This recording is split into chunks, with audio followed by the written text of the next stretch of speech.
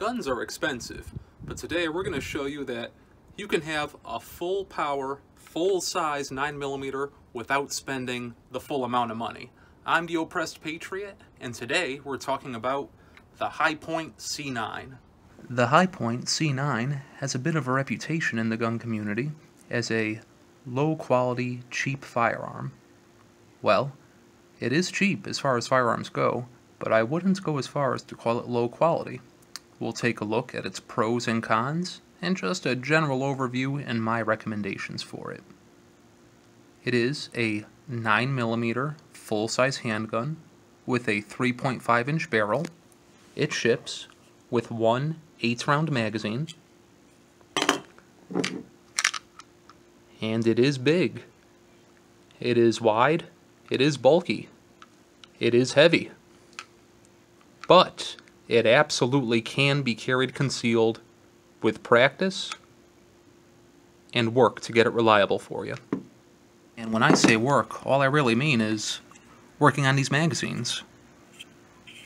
They're kinda chinsky here, but the issue that people have revolves around these feed lips. Sometimes rounds get stuck on them, as demonstrated by this 10-round magazine here.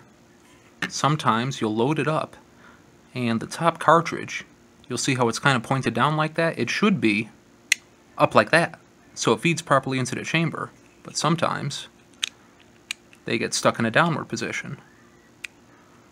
But to fix that issue, all you really need is a pair of pliers, and there's plenty of videos online on how to do this, and you just pull it apart a little, and that is the most basic fix you can do to get the Hi-Point reliable. Alrighty, let's go take it to the range. To get a practical accuracy comparison, we're going to compare this Hi-Point to my trusty Glock 19 with those two shoot and see targets over there. Let's give it a shot. First, the Hi-Point. Targets on the right.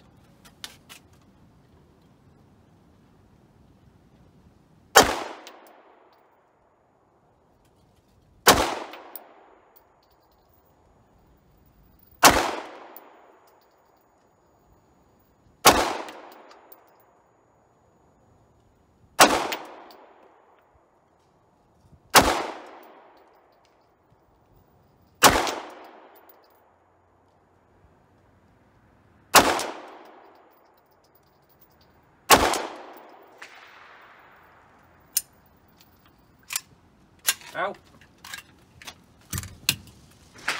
And now the Glock 19 on the left.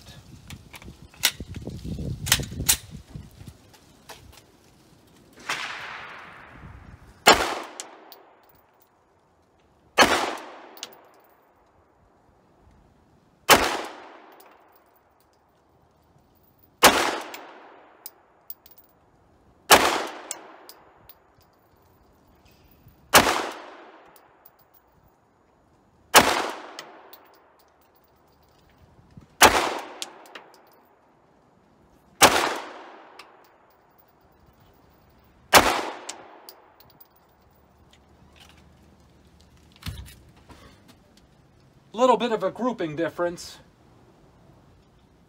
I'd like to add that it's 33 degrees and windy, so any accuracy issues, we're going to blame on that. Go. Now, there is a much tighter group with the 19 than there is with the Hi-Point.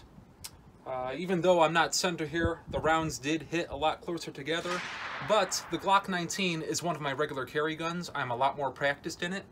The Hi-Point is not, but even though all the rounds are kind of scattered and they didn't all get near the bullseye, in a defensive situation, these all would have been crucial hits. So, the Hi-Point is a bit unwieldy, and it is even bigger and stockier than the Glock 19, but there's quite a price difference. This Glock 19 in Connecticut was $600. This Hi-Point in Connecticut was $200. So, if you're willing to put in the effort to learn how to use that firearm and you really can't get anything else, it might be an option for you. Another high point of the high point is that I've heard that the company provides excellent customer service.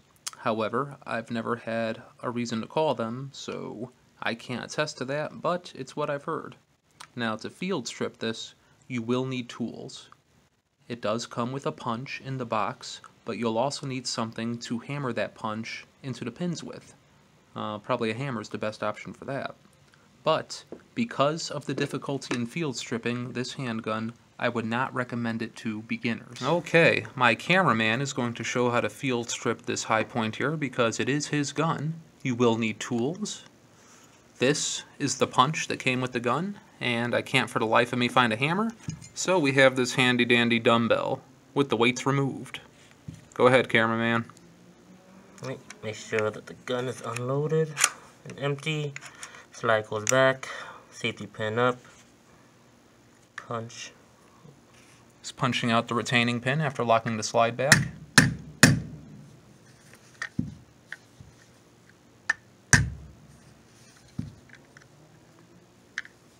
The pin's in there good. This thing is a royal pain to field strip.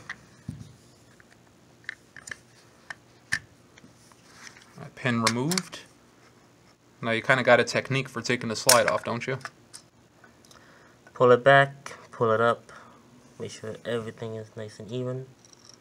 The recoil spring and the slide itself, the firing pin assembly. You have a dual spring in there for the firing pin, a plastic retaining pin, and just popped out the firing pin out of that central channel in there. Now you'll notice, looking at the high point frame here, that the barrel is fixed to the frame, so you don't have to come that out separately. Alright, let's put it back together, starting with the firing pin, back into its channel, firing pin spring, or trigger spring, whatever it is, the plastic retaining pin. It's symmetric, so it doesn't matter if it's front or backwards, same either way. It's kind of a pain to get just in place, though. Alright, he's got that in. Now, the recoil spring with the plastic plug facing forward. And he's lifting the slide up and carefully balancing the recoil spring on the bottom of the slide, just below where the barrel enters. Wiggling it into place. And the hard part, locking that plastic retaining pin into the hole in the frame. And it looks like he got it on the first try. When I did this, it took me 5 minutes. Alright, he's locked the slide back, putting the retaining pin back in, and hammering it into place.